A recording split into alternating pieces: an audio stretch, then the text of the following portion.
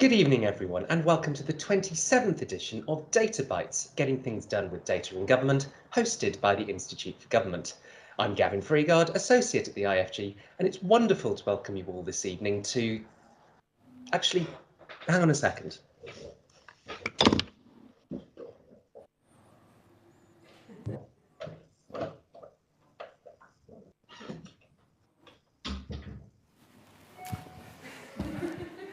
Yes, it's wonderful to welcome you all this evening to Data Bytes at the IFG for the first time since February 2020. So to those of you here in the building and those of you joining us online, hands up if you've been to Data Bytes before. Welcome back. And hands up if this is your first Data Bytes. Welcome. You've chosen a brilliant one to start with, one with 4 fantastic presentations on themes I think will be prominent around government data this year. One with a real sense of jeopardy that something could go badly technically wrong. One where after 2 years of me happily making jokes into my webcam, assuming you were all laughing along with me, I'm faced with an actual audience and the crushing reality that you weren't. It's good to see that works. And one where after 2 years of wearing this suit jacket, I finally get to wear the trousers as well. I was wearing jeans, don't worry.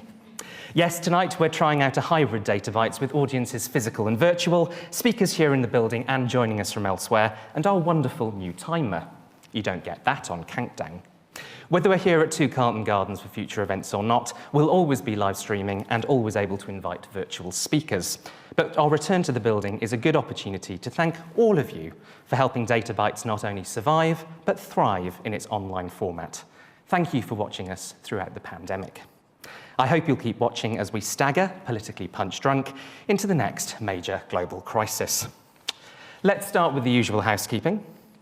Tonight's event is on the record, and we are being live-streamed, obviously. If you'd like to get involved on social media, it's #IFGDataBytes, and we are live tweeting from @IFG Events. If you're here in the building, the network is IFG Internet Hotspot, password Institute123, all lowercase. If you're not in the building, I presume you're already online somehow. As ever, I'll be putting your questions to our speakers. If you're online, submit them via the Slido page. You're almost certainly already watching this on. Go to bit.ly/SlidoDB27 if you're not. And if you're here at the IFG, you can raise your hand. Unless, of course, you have such a difficult question that you want to submit it anonymously online. Feel free to tell us who you are and where you're from if you can. Remember, we are on the record. Why does IFG host Data Bytes? Well, we want to bring together the various different communities in and around government data. We want to show everyone, including those who don't think of themselves as data people, what better data can achieve in practice. And we want to put interesting data projects on the record for everyone to learn from. How does it work? You're going to see 4 presentations about different data projects this evening. Each presentation will last for 8 minutes. Yes, just 8 minutes. There are 8 bits in a byte, hence 8 minutes in a data byte. The presenter or presenters will then face questions for 8 minutes. Yes, just 8 minutes. And then we'll move on to the next presentation. So 4 presentations of 8 minutes, each followed by questions for 8 minutes. As you've already heard, this is our 27th Data Bytes. You can watch the previous 26, including last month's, on the IFG website. So we always start Data Bytes with a light-hearted, heavily charted look at what's happened in politics over the last month, which might prove difficult today, but let's try to keep it light for a little while longer. Let's start with domestic politics and what's happened in the month since our last Data Bytes. Well, 4 of the Prime Minister's most senior aides resigned. So too did the First Minister of Northern Ireland. Conservative Anna Firth held Southend West for the Conservatives in the 7th by-election of this Parliament. The Chancellor and his Chief Secretary took different views on whether the Prime Minister should have raised Jimmy Savile in an exchange with Keir Starmer. One of the leading Conservatives in local government, West Midlands Mayor Andy Street, criticised the Prime Minister over Partygate. The Bank of England raised interest rates for the 2nd time in 3 months, and its Governor Andrew Bailey was criticised for saying workers should not ask for pay rises. The cost of living crisis, and particularly energy bills, came to the fore. And Sir David Norgrove, the chair of the UK Statistics Authority, who will be speaking at the IFG next week, rebuked the Home Secretary and the Prime Minister for their misleading use of crime statistics. Sorry, did I say that all happened in the month after the last Data Bytes? All of that actually happened the day after the last Data Bytes. Now, devotees of Data Bytes will also know that at this time of year, Being Welsh, I tend to throw in a few charts about Rugby Union's Six Nations tournament. For example, this chart from last year shows the score per minute as Wales beat England, on their way, as this chart shows, to a magnificent tournament victory. As for this year, unfortunately, I've not been able to obtain any data about Wales' performance, though I had a number of tries, more than the Welsh rugby team did. A happy St. David's Day for yesterday to you all. But of course, one story has understandably dominated the news in recent days, and that is the Russian invasion of Ukraine. Sorry, I've got the scale of this bar chart wrong. I suppose in these troubling times, it's reassuring that the government tradition of announcing something, being criticised for it, and delaying the inevitable U-turn before being forced into it by public opinion continues.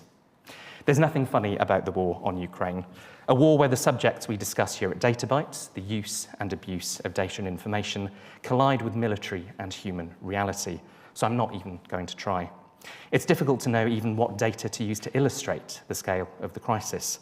The wealth of sanctions and their effect on the Russian economy, the rarity of UN emergency sessions, the one on Ukraine will be just the 11th, or tragically, the numbers of casualties that will likely occupy news coverage in the days and weeks to come. I know we will all be thinking of Ukraine this evening, but I hope tonight we can also give you some other, less terrifying things to think about. We have a fantastic lineup for you, both here in the building and virtually, including a number of sneak previews of forthcoming government publications. Our first speaker this evening, our first speaker in the room since February 2020, will be Tina Mamiri, Head of User and Data Insight at the Government Digital Service on data, trends and change on gov.uk. Then we'll hear virtually from Hannah Spiro, Head of Public Attitudes, and Holly Clark, Public Attitudes Researcher, both from the Centre for Data Ethics and Innovation. They'll be talking about the findings of the CDI Tracker Survey, which monitors changing public attitudes towards data and AI. We'll stay virtual with Charles Price, Deputy Director of the Knowledge Assets team at Bayes, on public sector knowledge asset management. And then we'll be back here in the room for Kathleen Caper, Senior Policy Advisor at the Central Digital and Data Office, who'll be talking about the Data Standards Authority and why data sharing governance is key to its plans. Our next DataBytes will take place on the 6th of April, and then the first Wednesday of each month before we take a break for August. Tonight is a rare DataBytes, not only because we're here in person, but also because we're not sponsored. We need sponsors to keep the series going. If you would like to do your bit for the general happiness and increased effectiveness of the government data community by supporting a DataBytes, please get in touch with my colleague Pritesh. And if you'd like to speak at a future DataBytes, please get in touch with me. For those of you watching online, I'm afraid there will be no virtual drinks tonight. They may return at some point. But I'd like to say a big thank you to everyone who joined us over the last 2 years, and especially to the stalwarts. They know who they are. But that's enough introduction from me. Let's hear from our first speaker this evening, Tina.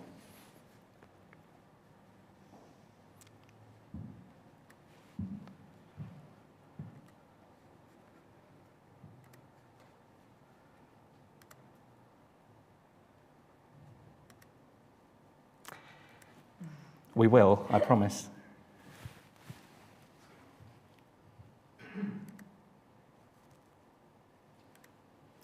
I did warn you there could be a technical problem.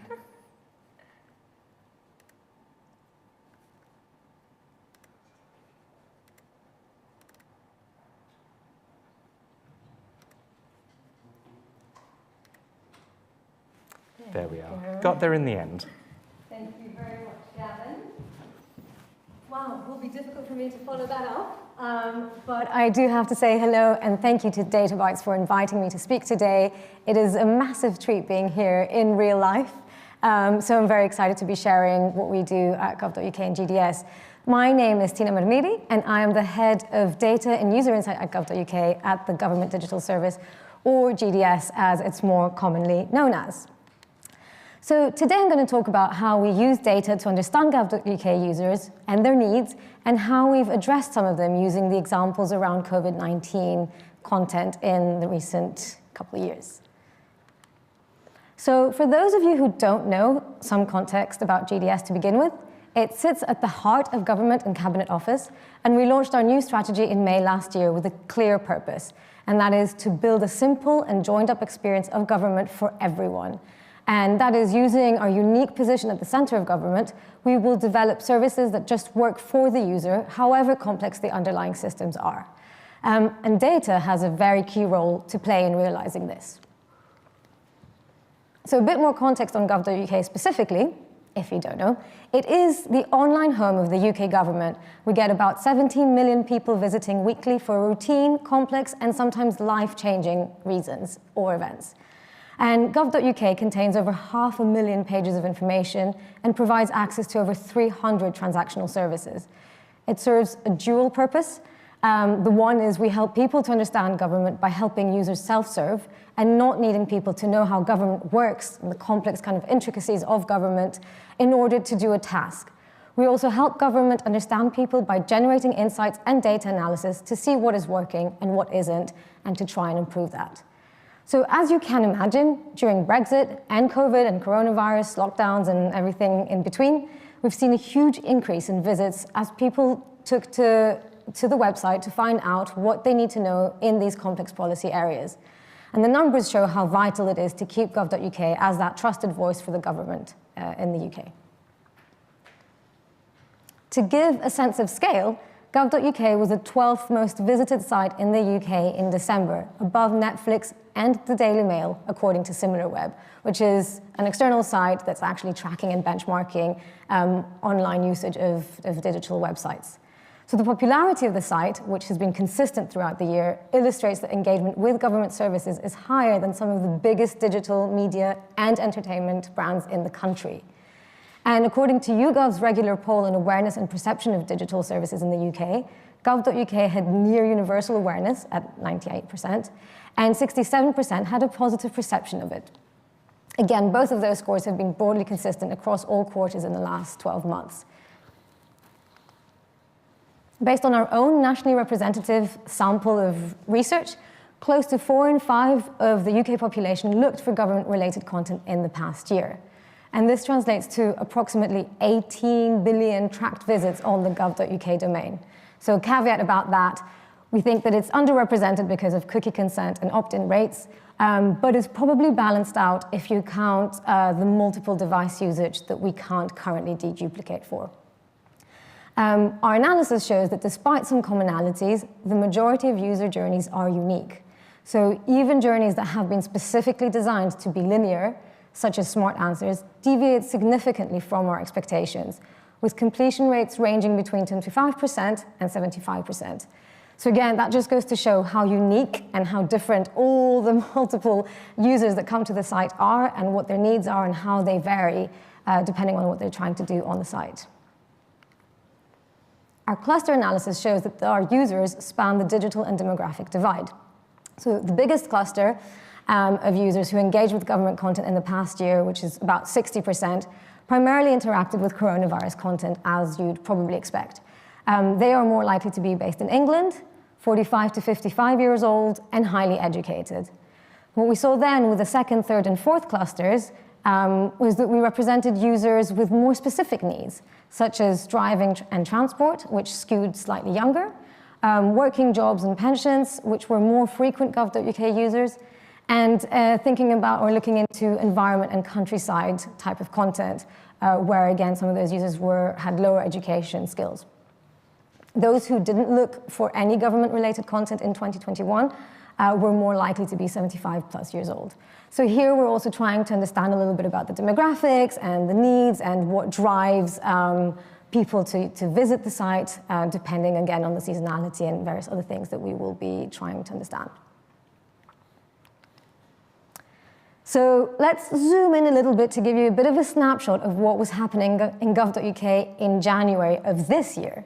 It was pretty busy. It has been for the last couple of years, but it's been so busy in January that it beat March 2020, which was previously the record for traffic levels at the start of coronavirus. And this January peak is driven by a combination of the usual seasonal increase, so back to work and back to school, the self-assessment deadline, and other COVID factors in the first week of the month, with record cases, shortages in test kit supplies, and changes to travel requirements. Again, the majority of visits came through mobile devices, which is a trend that we've seen increase throughout the last couple of years. And digging deeper into some of the COVID trends on site, we see how the top COVID terms have changed, including increases in passenger locator form, lateral flow test, and working from home. And on the flip side, decreases in PCR, Omicron, and Plan B. So what's happening, again, out there in real life is very much being reflected on how people are engaging with our content on site and what they're looking for, as you'd expect. Zooming out again, we see that more than 40% of all content on gov.uk last year was COVID-related, so the reactive peaks and troughs will drive overall trends. And this slide shows the daily page views of COVID trends between March 2020 and March 2021. And we can see here when there was a policy change or new information on COVID, spikes would show the increase of traffic as a result. This would allow us to analyze, interpret, and help predict trends to improve user experience. So I will now talk you through some examples of that in action. One example that we worked on was international travel rules. We saw in our research that people misunderstood the information on gov.uk or just couldn't find the right pages on the website. So in response to that, we were working with the FCDO and DFT to make the information more clear and concise and organized in a way that makes more sense to users. So rather than just reflecting the way that government departments are organized, which, again, users don't necessarily know or understand. So on the left is a page that people really struggled with in the research, and we have entry requirements for Germany here. On the right is what the updated page structure looked like, this time for Denmark. And that performed much better in our next round of research. We also combine this qualitative research with the quantitative data we get from people actually using the website. So that shows us what people are looking at, what they're clicking on, what they're searching for, and how they move between pages on the website. For example, we had a service that let you find out what tier you were in based on your postcode. We made changes based on qualitative research and data about what people were doing in the service. We changed some of the words and the color of a button to try and get more people to see it and click it. And we looked at the data from gov.uk to make sure that it had the positive impact that we expected and that it wasn't creating new problems for users. So as a result, click-through rate actually increased by 10%. This particular tool was retired due to national lockdown, but we typically continue to monitor performance and analyze user feedback and iterate our content and our products accordingly. Another source we regularly use is the feedback tool at the bottom of every page. Amongst other findings, we were able to see that people were using the unofficial tiered rather than local alert levels terms. So we made the change to that term on gov.uk to make it easier for people searching for the guidance. People were also looking for clarity, specifically around overnight stays in private residences and hotels, as well as further detail around wedding attendances. And we also needed to reduce confusion between the rules at the time versus planned and future guidance as new changes were coming in. Okay, so with a combination of quant and qual sources and trying to understand macro trends as well as performance at a product level, we are continuously trying to improve user pain points and make the experience on gov.uk simpler and smoother. That's it. Thank you very much, Tina. Thank you.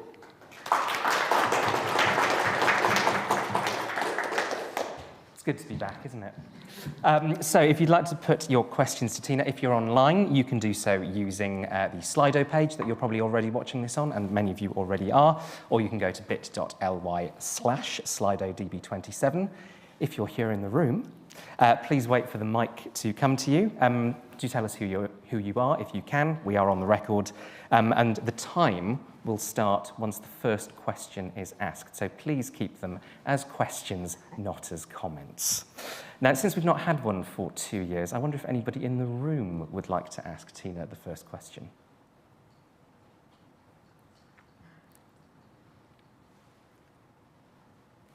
Yes, thank you. Has the gov.uk website ever crashed? Crashed? That is a good question. I believe it's very resilient. It can take a lot of traffic. I am not aware, so I have been in GDS for a year. It definitely hasn't crashed in that time. I am not aware of a time that it has crashed, but there are kind of mechanisms as well. If it stops working the way that we expect, there are kind of mirror images and static pages that we can put up from like the previous day, for example, that people could still access in case of an emergency. I don't know that it's been needed any time recently, but it's definitely able to take a lot of traffic, and we've been able to handle it in those really busy peak times. Thank you. Thank you. We'll take one more from the room and then go online. I just wondered how you cope with the fact that different parts of the UK had different rules at different times to make sure people were clicking on the right rules for if they lived in Scotland or Wales or Northern Ireland as opposed to England. Yeah, that's a really good point. And as you saw again, the main pages that we looked at on the cluster analysis were with users coming from England. So those were the ones that we were able to kind of track better because of the analytics that we had as well, and most of the content on the gov.uk main domain being England specific. So we do need to work with the kind of other services in the other domains where some of that other content was, to make sure that people were clear on what they were accessing, but we could see in the search terms that there was confusion and we had to redirect to the right place. So that was just something that we had to monitor and try to address and iterate relatively reactively, but as quickly as possible. And it was just, again, at the time everyone was swarming on it, really looking at the data, trying to see what the user behavior and the journeys looked like, and that we can, again, make sure that the content was diverting them to the right places, which was changing constantly. Excellent, thanks. We'll go online now to a question from Anonymous. Good evening to you, Anonymous. How do you identify gov.uk pages that aren't working well? So there's a number of metrics and sources that we use to track. One is the feedback tool that I mentioned. So that is a really good way for us to benchmark against the average, which again, the average in itself doesn't mean that much because we've got so many different content pages and types and categories, but we would be able to spot content that's seriously underperforming, both in terms of some scores that we collect, but also the feedback that we are given. Similarly, with some of the behavioral data that we're looking at, how people are moving through the journeys versus what we expect them to be doing. And again, when we see deviations that are not expected, we would probably do some more user testing, go deeper into that. I mean, there's a lot of user testing before we launch anything to begin with. So that would identify quite a lot of the problems at the beginning and from the outset. But then once we roll it out to production, we keep monitoring to see how it's performing in real life. Great, thanks. We've got another question from Anonymous. I don't know if it's the same Anonymous or a different Anonymous. To what extent do you monitor access to gov.uk from devices outside the UK? Again, so Google Analytics is the primary tool that we use for something like that. And you can see, it gives you a sense or a proxy of location based on IP address. And we do see when people are coming, what proportion of the visitors or the users who have opted into tracking, what proportion of them are coming outside the UK. So it's not, I mean, it's the minority, as you'd expect, and they do tend to look for more specific type of content. It would be travel related or visa related. And so, yeah, that's the kind of analysis that we'd look at. But most of the user testing itself is done with UK users and citizens. Great. I'll come back to the room in a second, but first a question from Felipe Sanchez. How do you plan to maintain or increase high user engagement for COVID-related topics to new ones or other strategic ones for government? I might ask you to repeat that in a bit. I think I'll answer one part of it, definitely. Our aim is not necessarily to increase engagement. Like, it's not a metric that we're like a vanity metric, for example. We're not measuring our success by the number of people that come to the site or engaging with the content. We're measuring success by how many of the people who come to the site are finding answers to what they're looking for. So that is more important to us. If they're coming to the site and they're looking for things, then we need to make sure that they're finding them. So that's more important to us than to continuously kind of bring people to the site. That said, we are working with search partners and with other departments and with news websites as well to make sure that they are directing content and users to our site when it's relevant and when they should be. So we are a very trusted website. We do come quite high up the search results. So we continue to do that. Does that answer? I think it probably did. Thank you. Let's come back to the room. If you wait for the mic, it's just coming. Simon Briscoe. It's about data tonight, so I'll ask you a question about data. Before gov.uk, it was a bit of a mess trying to find government data because you had to go to the government department website and look for the data tab or whatever, which was not great. But also, I think if you search on gov.uk, it's also not great to find data. You can get tens of thousands of hits and struggle to find the piece of data that you're pretty sure exists. So I just wondered if there was any way you could make that journey a bit easier. I realise people looking for data will be a minuscule bunch of your users, but I do think it's an important way of holding government to account. And of course, the ONS largely bypasses GDS, so anyway.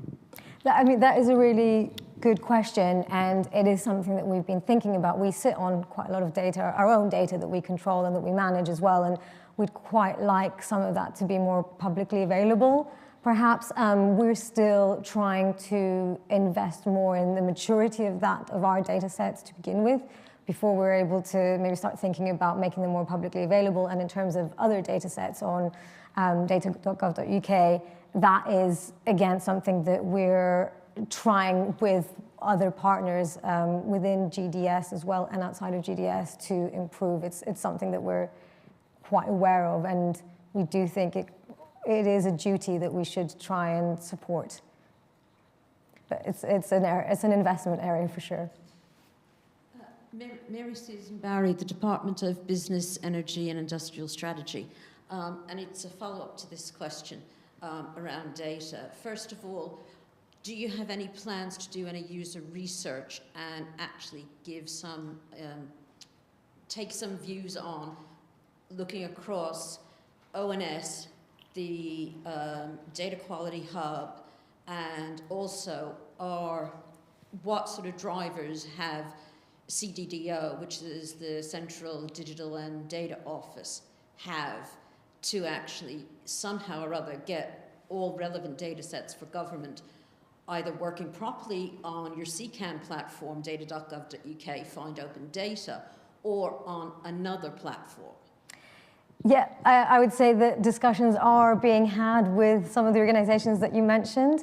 As I said, it is an area that we know we're underserving and that needs improvement. So it's not just a GDS initiative, but we are working closely with CDDO and ONS as well. We've got some relatively regular catch-ups to understand what the plans are around IDS and how we can tap into those and how we can support some of that thinking. But it is a big, long-term kind of project and a pretty complex space, but the conversations are happening. I'm afraid we're going to have to finish there as we're out of time. Sorry. But Tina, thank you very much indeed. Thank you. And sorry to those of you online who had some brilliant questions that we weren't able to get to. Hopefully we'll get to you for the rest of the speakers tonight. So we now move on to our second presentation of the evening, and we're going over to Hannah and Holly, who are joining us virtually. Good evening to you. Thanks so much, Gavin, for having us. Sad to not actually be with you in person. A quick note for those who don't know, CDEI, or the Centre for Data Ethics and Innovation, leads the UK government's work to facilitate responsible and trustworthy innovation using both data and AI. And within CDEI, Holly and I lead on our public engagement research. So that means using different methods to actually engage with the public and explore their attitudes to data. And this is incredibly important for CDEI to actually be able to advise on governance that actually addresses these public concerns that we're identifying and ultimately reflects public values. But today, we are giving you a sneak preview before it's published of our new Public Attitudes to Data and AI Tracker survey. And this is a repeated survey sent to a nationally representative sample of 4,000 individuals online, and then an additional 200 digitally disengaged respondents via telephone. And that's to track the public attitudes towards data and its use in society, as well as actually assessing and quantifying what is driving those attitudes. A quick note on why we've launched this survey. Firstly, lots of organisations actually talk about the need to build trust in data use. But as far as we are aware, this is actually the first tracker survey in this space to actually help monitor change over time. Secondly, we may be biased, but we really believe in the value and necessity of hearing from the public about their concerns and also hopes for data use, and using this to inform CDEI's work, but hopefully the work of others also. Similarly, by having a large online and telephone sample, it means we can examine differences across the population at a statistically significant level, which we think is incredibly important. And finally, in line with our team's commitment to transparency, the survey and actually the raw data will be published. So we hope this is a useful resource for other teams as a starting point for further analysis. And ultimately, we want to hear from you of how these findings are being used and what is or isn't working within the survey. On that point, we spent a lot of time engaging with stakeholders across Whitehall, academia and civil society to actually inform the development of the survey and make sure we are asking genuinely useful questions that fill a gap in research. But we would also encourage anyone else listening today to get in touch, as we're really keen to continue this engagement as we revise for future iterations of this survey. A few caveats before I hand over to Holly to talk through the findings in a bit more detail. The first is that, as we'll see, the public don't have one singular attitude towards data. So this survey is a very useful starting point, but it's not a prediction of how the public will feel about every data use case. Linked to this, polling is great, but it has its limitations. And so we would encourage this research to be used alongside other qualitative and experimental methods and research as well. Next, trust is a nebulous concept that means different things to different people. So we actually measure it in different ways in the survey, including both self-reported trust, but also looking at behaviours.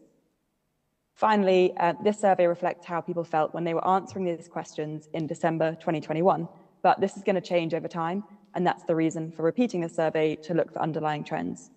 The final caveat is that we only have 8 minutes, so on that note, I'm going to hand over to Holly, our quantitative specialist, for a whistle-stop tour of the findings. Thanks, Hannah. So I'm going to be talking just to a few of the key findings from the tracker survey. And the first one of these is that as data-driven technologies have become more commonplace across society, there is a recognition of the potential benefits data use brings.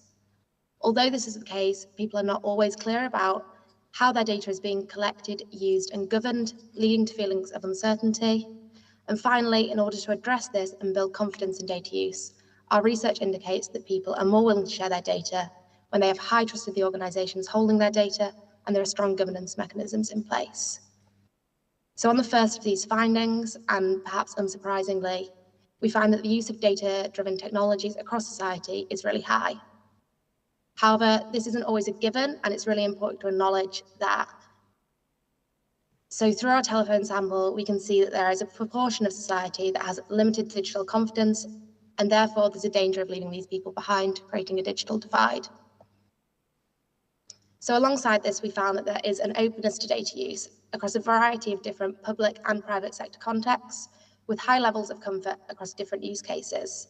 And this reflects other CDI public attitudes research, where we've generally seen an openness to data use, especially when it's to tackle big societal issues. Yet we also find that there are feelings of uncertainty amongst the public about how their data is being used, collected and governed, with 1 in 2 people reporting little or no knowledge of this in their day-to-day lives. So moving on from this, the question is posed of how do we build public confidence in data use? We know from past research that public support for data sharing is influenced by several key factors. And this includes the what, so the type of data being used, the why, so the purpose and impact of data use, the how, so the governance mechanisms underpinning data use, and the who, so the actor or institution using data. So in the tracker survey, we used a conjoint experiment to test and quantify the impact of these different factors on willingness to share data. So for this experiment, we presented participants with several different scenarios of data sharing where we randomly varied the actor involved, the type of data, the purpose of data sharing, and the level of governance. And we asked respondents in which scenario they'd be more willing to share their data. So on your screen, you can see an example of 2 profiles that a respondent would be asked to pick between. So this experiment setup helps us pick apart the causal relationships between different aspects of data sharing and public attitudes, where self-reported opinions might not reflect real-life behaviours, especially for something complex like data sharing. So if we look at the results of the conjoint experiment, we see that there are clear preferences in terms of who the data is shared with, the type of data, the purpose, and the levels of governance applied. So on the graph on your screen, each of these dots represents the influence of an item on respondents' choices within the experiment. So items with dots above the grey line were chosen more frequently than average. So these are people's preferred responses. And those below the grey line are chosen less frequently than average. So these are people's less preferred options. And I'm going to talk through just two of these. The first one I wanted to draw your attention to is the impact of actor. So this factor was the one with the largest difference between any two items in the conjoint experiment. Profiles in which data was shared with the NHS were chosen 69% of the time, compared to profiles which data was shared with social media companies, which were chosen just 36% of the time in the experiment. Other actors had less of an influence on preference, but in general, we tended to see that the public preferred to share their data with public sector organisations over big tech and private companies. We also see a really strong relationship between levels of trust placed in an organisation and people's willingness to share their data with that organisation. On the impact of governance, we found that profiles where strict rules are in place that limit organisations' use of data, require transparency and data security, are chosen 56% of the time, compared to profiles when no governance was in place, which were chosen just 44% of the time. And ultimately, this demonstrates how important governance mechanisms are for confidence in data sharing. So I'm going to hand back to Hannah just to talk about some of CDI's wider work in this area. Thanks, Holly. So just to wrap up, a final point before we have time for some questions is, I guess, the so what of the survey and some of the practical ways that CDI is actually trying to enable responsible and trustworthy use of data. So I'm short on time and won't go into detail, but at a high level, I think the survey shows the importance, firstly, of actually engaging with the public to understand their concerns, but secondly, working to actually address these concerns. So examples include some of CDI's work on developing an algorithmic transparency standard, collaboration with the United States government on a prize challenge for privacy-enhancing technologies, or PETs, and a roadmap to an effective AI assurance ecosystem, and more detail can be found on CDI's website. I think that was perfect timing, Gavin. So back to you for any questions. Hannah and Holly, thank you very much indeed. So just a reminder to everybody, I will come to the room shortly. Do put your hand up. But we've also got questions already coming on Slido, which is where those of you watching us online can submit your questions. So I will start with another question from Anonymous. What will CDI do with the results from the tracker? Yeah, so I mean, engaging with the public is kind of at the heart of what CDI is actually doing and the type of the research that informs our work. So this tracker, engaging with the public in general, is useful, but specifically for this tracker survey, I guess lots of things. So one will be, it'll be useful to understand emerging issues and where there are public concerns actually coming through about the use of data by both the public and private sector. I think also understanding the differences between the sectors and differences, as we said, across the population will be really important, and monitoring how this actually changes over time. But I think an important point to say is that having this tracker survey is within the wider context of lots of other public attitudes research that we're doing, as well as kind of project research that we're doing. So this survey will be one piece of research used as part of an overall package to help inform and complement more in-depth research that we're doing. So for example, I think it shows the importance of doing qualitative research as well as quantitative research. So not just taking the tracker survey findings at face value, but actually delving a bit more into the detail by talking to the public with qualitative research. Excellent, thanks. Do we have any questions in the room next? Yes. Hi, Matt Kellogg from Cabinet Office. I was interested in the piece around actor, and I thought it's not unsurprising to me that the NHS comes out as sort of the most trusted actor and social media comes out as the least trusted. But I guess there's a piece around sort of the actor you first engage with, and then perhaps connecting to the final talk about data sharing, and the fact that actually, are you trusting that first actor that you give your data to, but we don't necessarily know, and I don't know whether the tracker's doing this, about sort of in the case of the NHS sharing their data with researchers, and then whether those are academic researchers or private medical companies, etc., versus sort of you go to your bank and you probably trust your bank, but they've also got trackers on there from social media companies and things. So I guess there's a piece there about actor and how that actually transfers into the real lived experience of you as a person transferring your data. I'm going to hand over to Holly for this question. Thanks, Hannah. So I think that's a really good question. And I mean, Hannah started with the caveats of this survey and that it is the first one of these tracker surveys and we can ask everything. So we do have those individual data points on an actor, and we see that really high support in the NHS, much lower support in social media companies, and a kind of variety of support in between then. But there's this question of what happens when it's multiple actors there. And I think that is something that we will potentially want to address through other research in the future. And we're really interested in the idea of data sharing more broadly, but it's potentially something that would be more better research through something like focus groups, which we do quite often at the CDI, and we like to sort of triangulate our findings between our quantitative findings and our qualitative findings, because then we can ask about something like this, which is much more complex, where there might be several stages of a data journey in which an individual is sharing their data, firstly with a really high trusted actor like the NHS, but there's the potential that their data might be then shared on. But I think one of the key things to talk about here is actually transparency. And the level of transparency that was within that system. So when someone is sharing their data with someone like the NHS, are they aware that their data is then going to be shared on, and have they consented to that? And one of the things CDI advises around transparency is being very clear exactly about how your data is going to be used and the kind of mechanisms within that.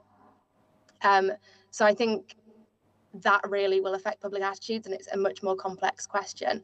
And maybe if you're sharing your data with multiple actors, your attitudes towards that would be quite different than just one actor. Brilliant, thank you. I'm going to go to an online question now. This is Sam from Med Confidential. Evening to you, Sam. He asks, did you look for public attitudes on decisions around the 2020 A-level data-driven algorithms fiasco? He notes that that was overseen by the then chair of CDEI. Also, have you done any work on the perceptions of CDEI itself? Yeah, thanks, Sam. I'm happy to take that. I guess 2 questions. So the focus of this survey was attitudes towards use of data and AI by both the public and private sector. Wasn't focused on attitudes to CDEI. And actually the poll was sent out by our independent polling research partner, Savanta.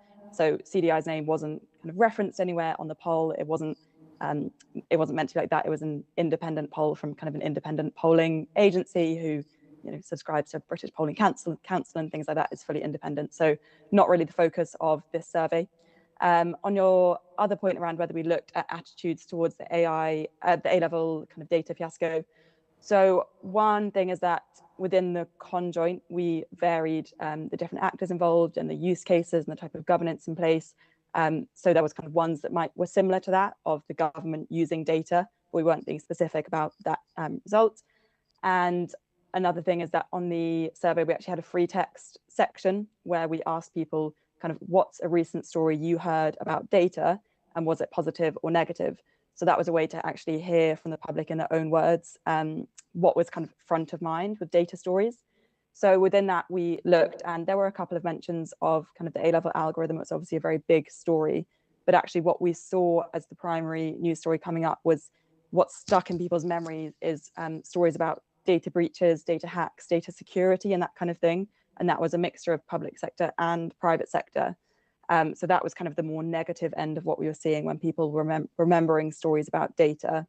In terms of positive stories that people were remembering about data, we found people actually talking about COVID and the use of data in the COVID response, but also how people have got more comfortable engaging with things like the COVID statistics and actually data being kind of a bigger part of people's day-to-day lives. So we saw a bit of a split, and I think that's actually a really interesting question that we can repeat over time and see what are the stories that are actually staying in people's mind when they're thinking about data. Excellent, thanks. We've got another anonymous question. What do you think explains the differences between support and trust in those use cases where people do see public benefit? I think I'll hand over to Holly to talk more. I think maybe we touched on this a bit in breaking it down in terms of actor involved, the governance, the kind of who, what, why, where. So I think that's probably one of the big explainers of the difference between support and trust in those different use cases. I don't know if Holly has anything to add. Yeah, I think one of the clear findings from this, from that conjoint, is that we can really specify what is impacting people's opinions, and we can really see the impact of those individual items. I can speak to this a bit more broadly from the more qualitative research we've done in focus groups recently, which is when we're talking about data uses that have big societal benefits. One of the clear things that stands out for people is that they're seeing that their data directly benefits individuals. So they're seeing that direct line between their individual data and the benefits that it brings. And then also the kind of broad societal benefits that it brings, so that they're seeing genuine value. It's not a small convenience benefit, it's something that they can see sort of a broader picture from. So things that really rang true for people about this was sort of benefits to healthcare, things like cancer treatment, or large societal benefits. Great, thanks. Are there any final quick questions in the room? Yes, we'll take one down here.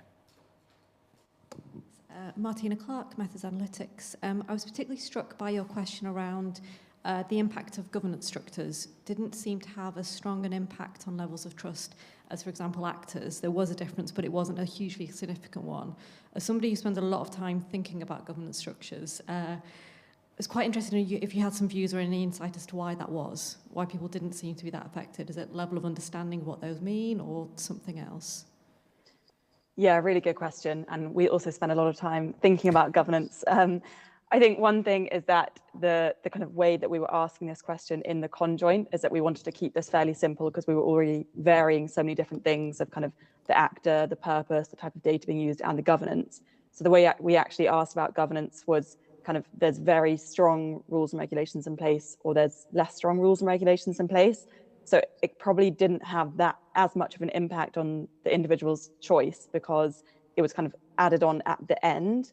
I think what we would say is that it shows the importance of doing multiple surveys and also doing different methods for engaging with the public, because we have done lots of focus groups focused on particular elements of governance and in particular transparency. And in focus groups, we've kind of seen the impact that you can actually have from being not just transparent, but meaningfully transparent with the public about how their data is being used and how that can actually lead to kind of increased trust and comfort in how their data is being used. So I wouldn't say governance isn't important at all. And actually, even within the conjoint, ACTA had a massive impact, but governance also did have an impact. I think it's just an example of where you need to complement the survey with other types of research. Unfortunately, we have to end it there. And believe me, judging by the number of questions on Slido, we could keep going all evening on this. But Hannah and Holly, thank you very much indeed. Thank you. And I know we're all looking forward to seeing the first edition of the tracker. And if you're interested in the algorithmic transparency work that was mentioned as well, we heard about that at DataBytes 25, so you can find out more about that on our website. We now move to our third presentation this evening, another virtual one, and that's Charles from Bayes. Good evening, everyone, and thank you to the IFG team for hosting this. So my name is Charles Price. I'm a Deputy Director in Bayes, and I focus on knowledge assets. Could you put the slides up, or are they up on screen already? They will come up shortly, I think. Great, okay. I need to start my timer as well, because I don't have the timer on screen, so let me do that. Excellent.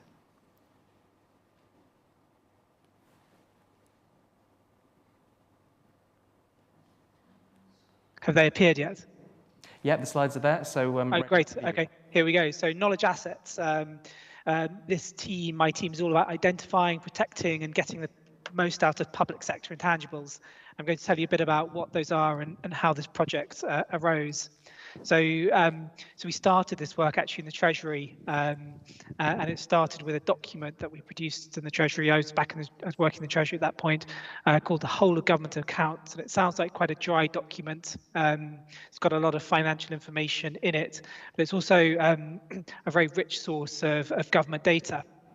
It comprises financial information from 9,000 organisations across the public sector, and it's considered to be one of the most advanced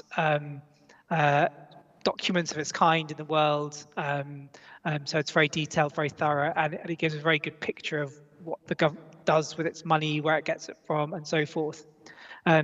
Now, within that, there is a category of investment called intangible assets, and these are things like intellectual property, data, R&D investments, and so forth. And the interesting thing about our financial statements, the whole of government account, is if you look at those, then actually intangible assets or knowledge assets play a very, very small role in the overall scheme of things. So it's about 2% of total assets. But we thought a bit more broadly than the audited information, the pure financial information in those accounts. And we looked at some other sources of data. And when you do that, many of you will be familiar with this, but when you do that, then intangible assets are seen to play a much bigger role in the economy and in economic value than suggested by the balance sheet. The ONS, the Office for National Statistics, estimates that about 50% of investment into today's economy is into intangible assets. And there are also other interesting data points. So if you look at the world's most successful companies like Microsoft and Google and so forth, and the ones that are growing the quickest, they attribute a much, much higher percentage of their overall value to intangibles. There's a statistic that about 95% of the world's 95% of the world's most valuable companies, top 5 companies, is attributed to intangibles. And so we thought, as we went through these data sets, that there ought to be something more to go for within the public sector, and we came up with some new policies to do that. Just before I do that, to talk about those new policies, I'll give some examples of knowledge assets in the public sector. So on the left-hand side of that spectrum, there are things that are more typically recognised and valued, and they'll figure in our accounting statements. Things like software licenses, development costs, sometimes patents also. But on the right-hand side of the scale, you get into things like data and analytics, methodologies and standards, know-how, skills and innovation. And the government actually has a surprisingly good track record at incubating these things and creating organizations, teams, intellectual property that can have real impact on society. The Behavioural Insights team, for example, that's a good example. There was a team of 15 people in the Cabinet Office, and it was spun out into an independent organisation, and it grew to, I think, about 200 people with offices in many countries. Kew Gardens, you can buy Kew Gardens gin and various Kew Gardens branded products. So that's a good example of a government-sponsored trademark and brand being used more broadly in the economy. There are also lots of interesting types of intellectual property that government research laboratories produce. So, for example, within the MOD, there's a research laboratory that produced a technique that can detect for sepsis early, and if that technique can be proven to be successful and it can be applied in health settings, then it could save huge numbers of lives. Another research laboratory is the National Physical Laboratory, which is research by sponsored by Bayes. They've developed a way of detecting for diabetic complications on people's feet. And again, if that intellectual property can be developed into a working product, it could save huge numbers of lives and lifestyles and generate a lot of benefits in the NHS. So the question then came, well, there's this potential out there. What more could we do to encourage those types of innovation, such as being developed in the National Physical Laboratory, these research laboratories in the MOD, and bring those into the economy, into products that can help people's lives. And that policy was set out in the Macintosh report.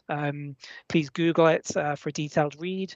And alongside that, we've published something called the Rose Book, and that sets out how those doing innovation work in the public sector can think about some ways to structure that innovation and some tools for them to think about.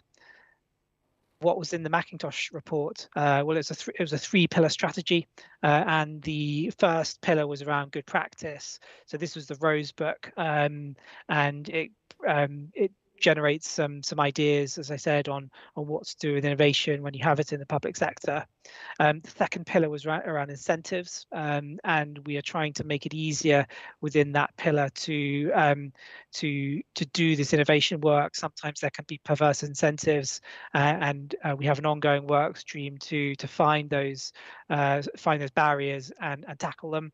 And then the third pillar of our work was around support, and there are two main bits to that. So we are establishing a new unit called the Government Office for Tech Transfer.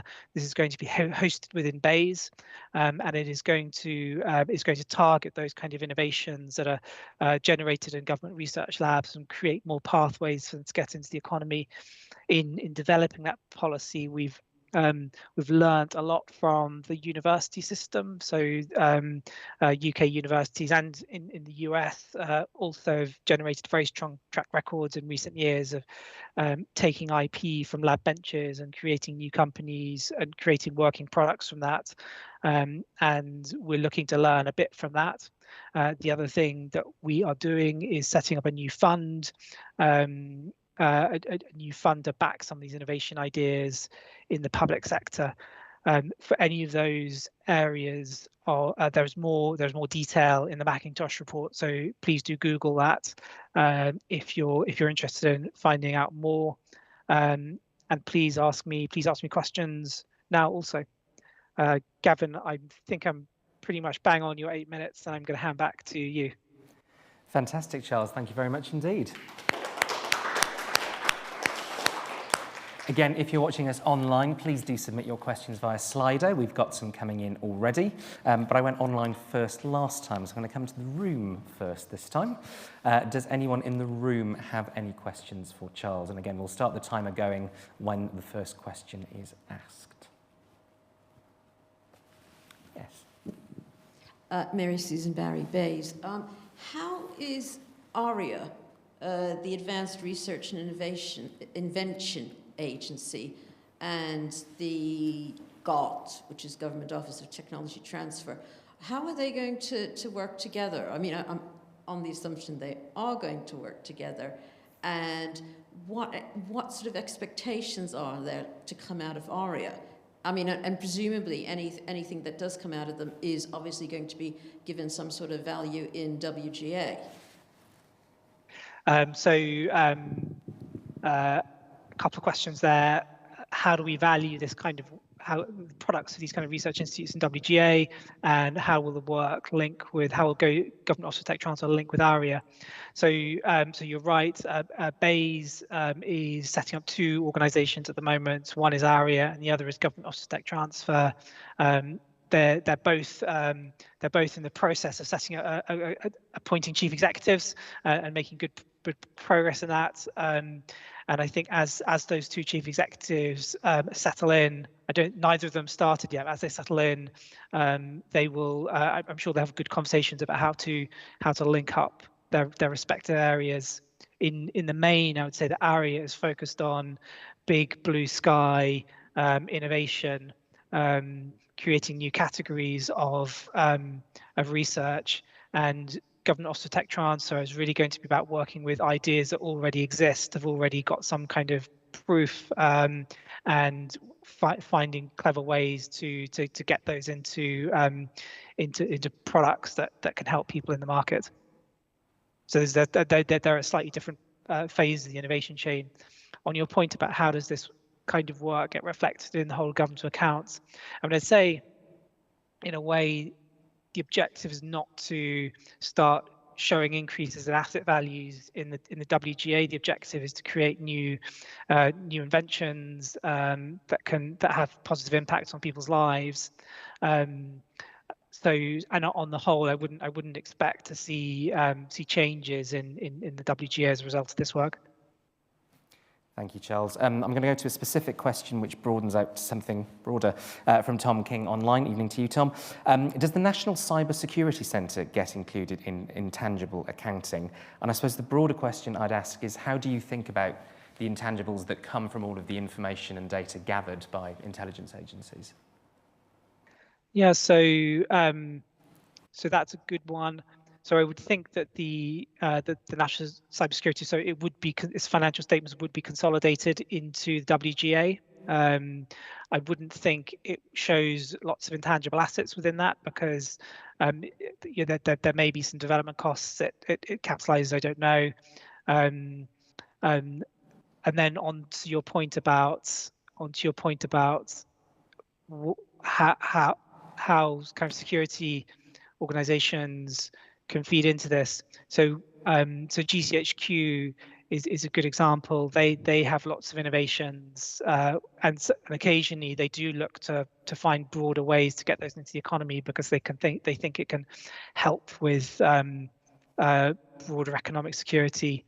So sometimes they do look for pathways to encourage innovation crossing across from GCHQ into the private sector. But also there are pretty strong restrictions about what they would want to do. So I'll leave it at that.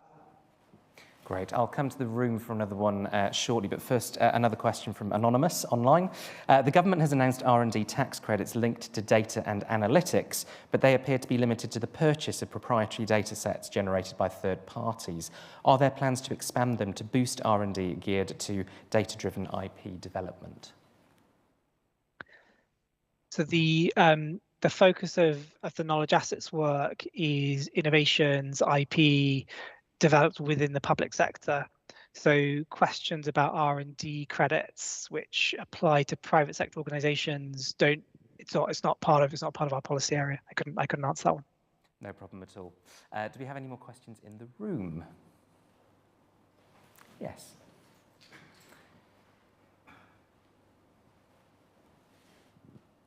Hi, Matthew Gill. Just a quick question about the whole of government accounts. They're relatively new, as you said, and it's more difficult to identify and value intangibles relative to tangibles. So I wondered whether you had a view as to whether and to what extent the problem is really that we've just not captured intangibles in government in the whole of government accounts.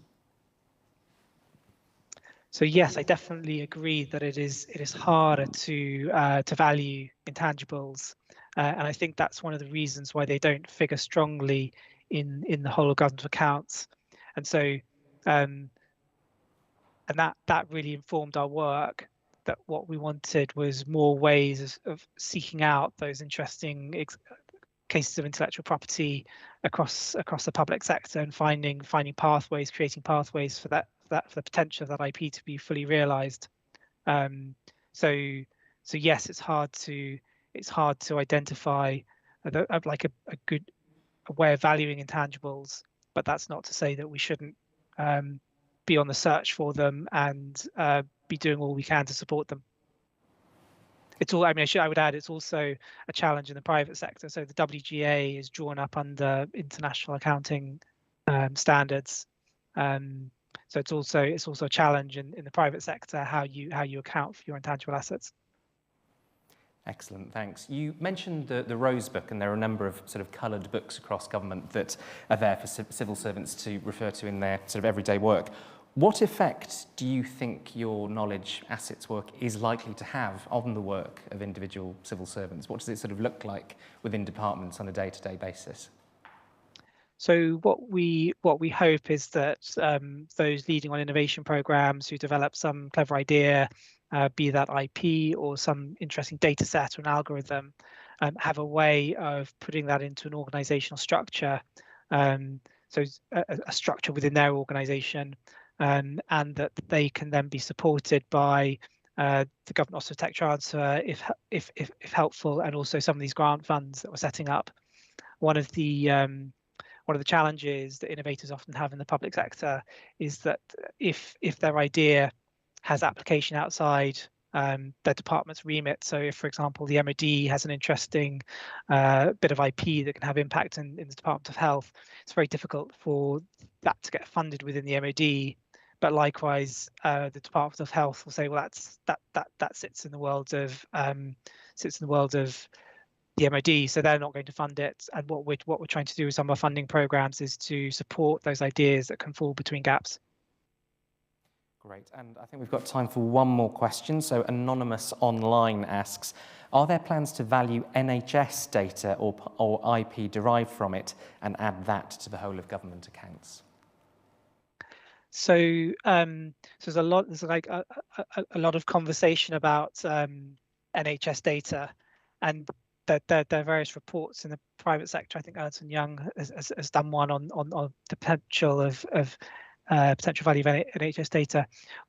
I don't think from an accounting point of view, you'd be able to come up with a robust valuation, but again, that's not to say that people shouldn't have a good sense of how, like, the potential value of that, and be doing what they can to maximise the potential of it.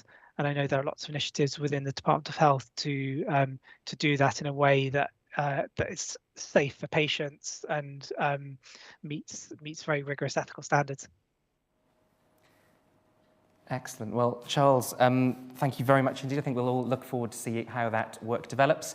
And thank you very much for talking to us tonight. Thank you very much.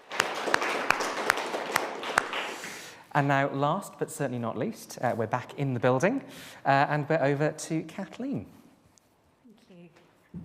Oh, I'm a bit analogue, so you might have to bear with me while I sort of deal with all of that. Hi, everybody. My name's Kathleen Caper, and I work in the Cabinet Office. And a big thank you to Gavin and to IFG for having us here. I was here at the last one that you did live in February 2020, so it's nice to be in the room for your first live one back. This evening, I'm going to whiz you through one of the many ways that government is transforming its use of data, as well as introducing some of the newish ways of organising this work in order to support delivery. Okay, boom. So, ladies and gentlemen, when we talk about data in government, we tend to veer between two poles. At one end is the wicked problems and the huge obstacles to getting near data. And at the other end, the big, exciting data programs that are telling us really interesting, really valuable things. When we tune into Data Bytes, we anticipate a selection of projects making use of government data to deliver real-world change, often right at the front line of service delivery. This little presentation, however, is probably closer to the problems and obstacles pole. Though the problems are big, they are not insurmountable, and the cross-government appetite to solve our challenges has never been greater. That's a really, really big clock, Gavin. Feeling the pressure. Right. Making it happen. I hope you will enjoy the very sophisticated diagrams that I will provide you with throughout this presentation. One of the ways that government is working to address all these foundational, less glamorous data issues that get in the way of getting things done with data in government is through standing up a data standards authority at the centre of government. And this reflects the scale of the commitment and of the task. And who is the Central Digital and Data Office, I hear you ask? I know some of you are familiar, but perhaps not everybody is. So we are the locus of the DDAT function for government. We think laterally across government on what needs to be in place in DDAT world to enable delivery of government's priorities and programs, the day-to-day work of government now and in the future. The CDDO was established 11 months ago, a result of the MOG change which brought government data policy back into Cabinet Office. And the Data Standards Authority is a program of CDDO. And as this very detailed diagram indicates, CDDO does some other things other than the DSA, and Cabinet Office also, they do some stuff other than CDDO.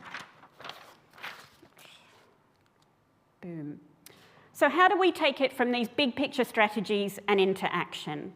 So we know the National Data Strategy recognises that the biggest barriers to getting more out of data are rooted in the lack of cross-government consistency and alignment of practice around how data is represented, recorded, described, stored, shared, accessed. All of these things, we do them a little bit differently. And this is the focus of the Data Standards Authority.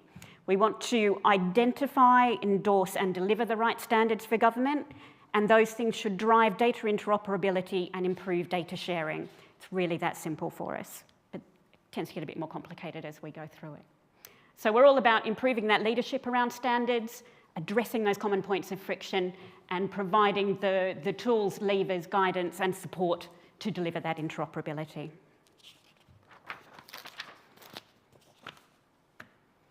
In the DSA, as I say, our driving ambition is that data in government can be found, it can be accessed, it can be shared and combined easily. Because until we do that, we can't do fun stuff with data in government. So the DSA currently organises our work in this way. So data standards does what it says on the tin.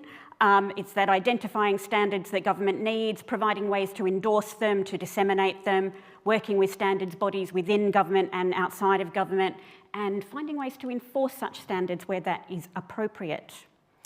Data exchange interfaces, this is predominantly around API standards. So getting the plumbing right, setting standards so that we can improve that data integration across government, and data sharing governance, for which more will be revealed.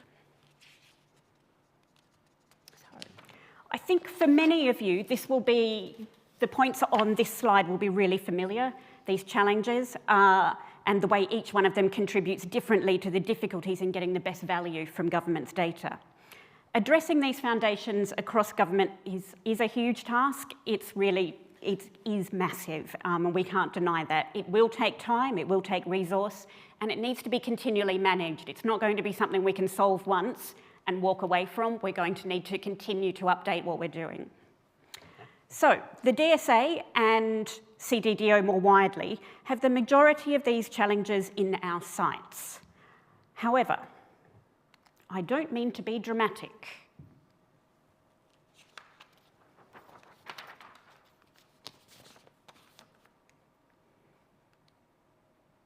I hope that's readable and colours have come through there.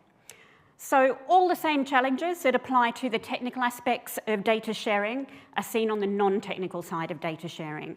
So we're broadly grouping all the ones that are highlighted in turquoise, or it might look like blue-grey to you, depending on what the colour of the screen you've got there is.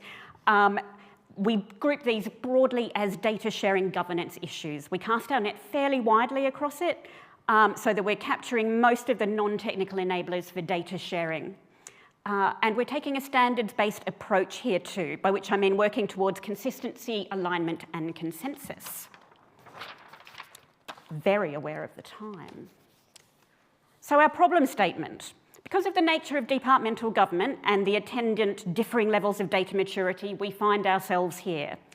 As a result, we do things just differently enough across process, across documentation, interpretation, and accountability that it's really hard to make data sharing work when we need to bring these different and slightly different processes together. Our assumptions and starting points.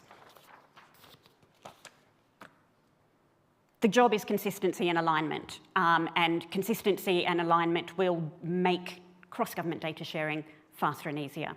We are compliant with regulations. We think it's a valuable and important part of what we do. It's getting some greater consistency and consensus around how we work through those compliance issues that matters.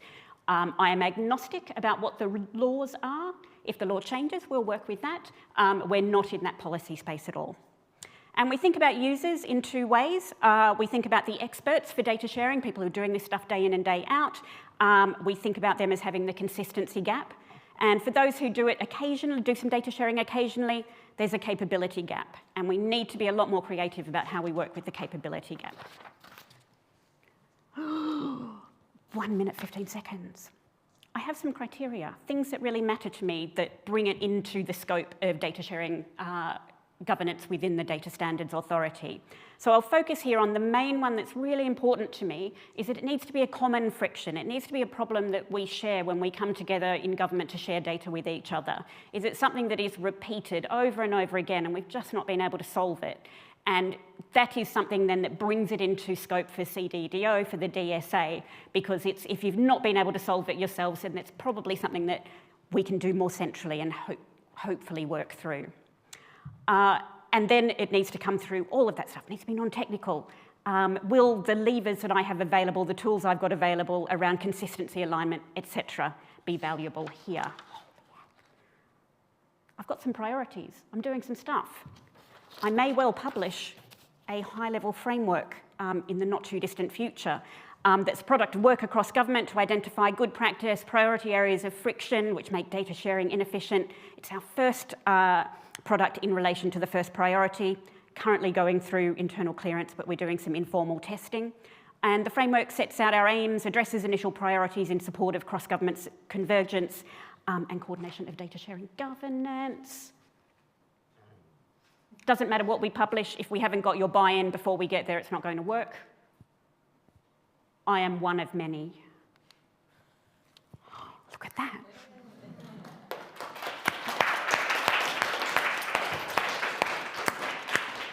Thank you very much indeed, Kathleen. I'll come to questions in the room shortly, but first of all, we've already got questions coming in via Slido. Please do keep them coming. We'll start with a big one from Tom King. Have you had any success in explaining the scale and importance of the challenge to ministers and other parliamentarians? Classic Data Bytes question. It is a classic Data Bytes question, and you know, I'm glad you asked it.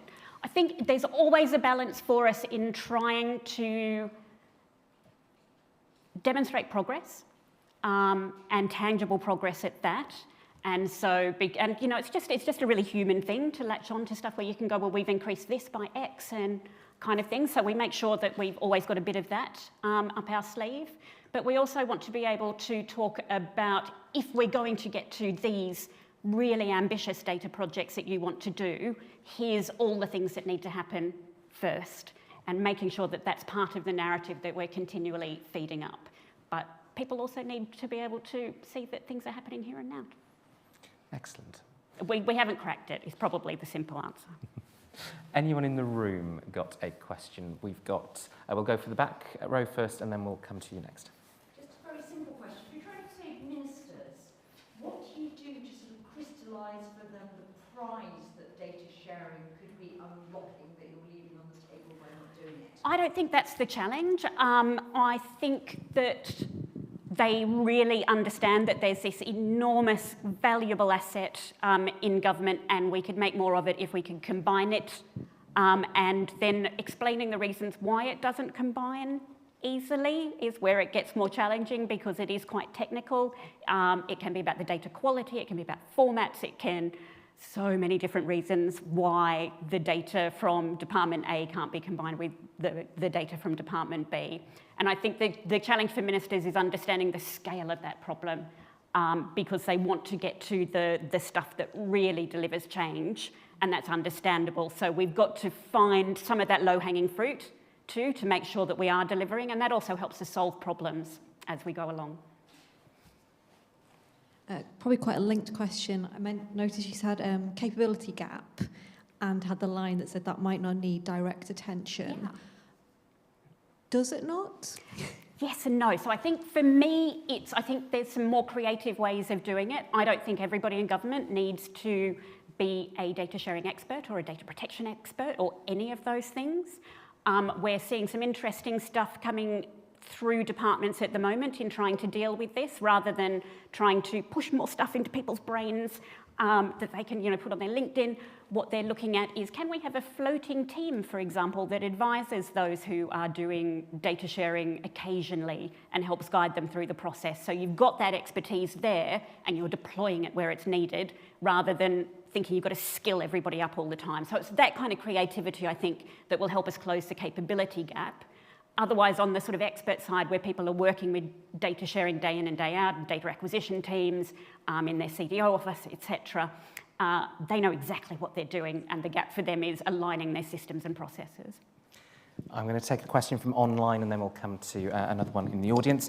This is from Sam from Med Confidential. He says, one foundation should be an accurate list or register of all data sharing agreements in government. Are there effects on governance and trust from a register that has as many mistakes as Cabinet Office admit are in the data sharing register mandated by the Digital Economy Act? Sure. Yeah, I know we've had some challenges with the register for the Digital Economy Act.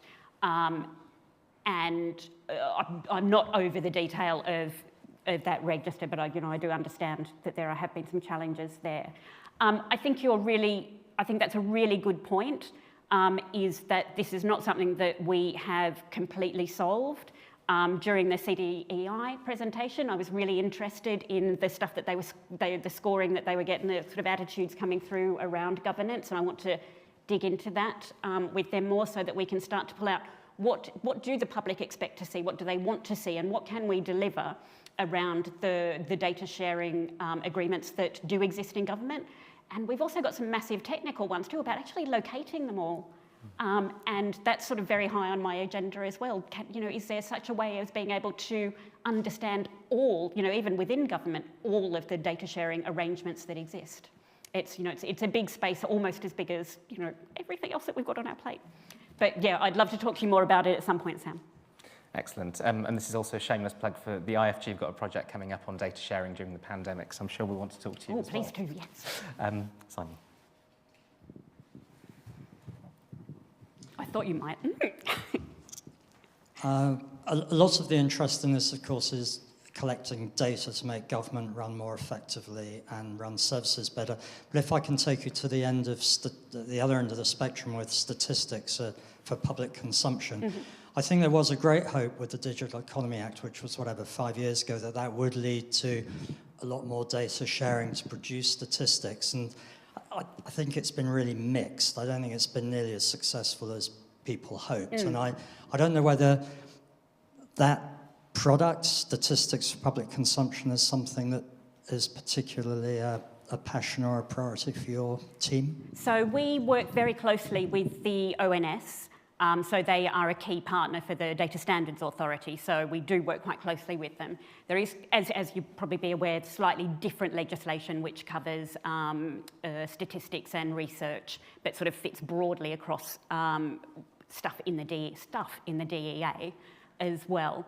I'm not hugely over that space, I would say, but we are in constant conversation with ONS, particularly their data acquisition team there, in what would make life easier for you in terms of speeding up that process of accessing data that government has in order for you to be able to do the analysis, produce the information, produce the statistics.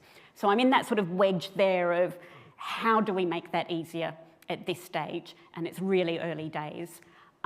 I understand your concerns about, and I think when any new act comes through, there's quite often a lot of hullabaloo about just how much it's going to achieve, and the day-to-day grind can sometimes be a bit different. But work on data sharing legislation and the DEA hasn't slowed down. So you might have, but probably didn't catch in my slide before this one about that sort of ecosystem. We have the data sharing legislation team based in CDDO. They work with the policy leads across government who are in charge of different parts of that act, and constantly looking at ways to encourage people to use it, encourage departments and organisations to use it, look for opportunities for them, and also looking at where is the act not quite right, where might we need to amend it, whether through secondary or primary legislation. So there's things in train, and we certainly understand that it can't be considered a static document as well. We need to keep it live, and we need to be encouraging people to use it. And we've got time for one final question from online. Anonymous, again, you've had a very busy evening. Do departments want to share their data? And if not, how can they be encouraged? Absolutely, and I think it is really challenging. There is a massive difference in risk appetites between organisations. So for me, so as I said, we're working at the moment on publishing a data sharing governance framework, and assuming we get clearance for that, hopefully sometime in the next few months. So for me, there's some stuff in that sort of goes from the profound to the profane. At the profound end of the spectrum, there is senior leaders who don't have the word data in their job titles need to get behind data sharing, even if it's as simple as thinking, do I have enough information to make good decisions? Could that information be held elsewhere in government? And conversely, am I sitting on information that other senior leaders could use? So there's that encouragement. So we are asking for greater accountability at that non-D level, D level, non-data person level. We want to see it written up in strategic organisation strategies, and to have strategy within organisations about improving their data sharing. So trying to get into that space where we can start influencing then the risk appetite, to help with the risk modelling, particularly around non-personal data, and getting more of that published, and starting to align some of that risk modelling more clearly across government. And that'll only work if it helps solve some of those problems and take some of the pain out of it for departments. Brilliant. Well, Kathleen, thank you very much indeed. So all that stands between me and some wine for those of you in the room and logging off, I guess, for those of you online, are a few parish notices. Just to say, we have got some more IFG events coming up over the next few weeks. Next Monday, I'll be in conversation with Sir David Norgrove, who's the outgoing chair, not a comment on his personality necessarily, of the UK Statistics Authority, who will be reflecting on his 5 years in post. But we've also got events coming up on a new statutory role for the civil service. We've got conversations with Mayors Steve Rotherham and Tracy Brabin. We're also looking at the good chaps theory of the Constitution and how the UK can lead on green finance. The next Data Bites will be at 6 p.m. on Wednesday, the 6th of April. And all that remains for me to say is thank you all for joining us, whether you're online or here in the building, as we pilot this new hybrid future. And join me in a final virtual and actual round of applause for our fantastic speakers this evening. Thank you very much indeed.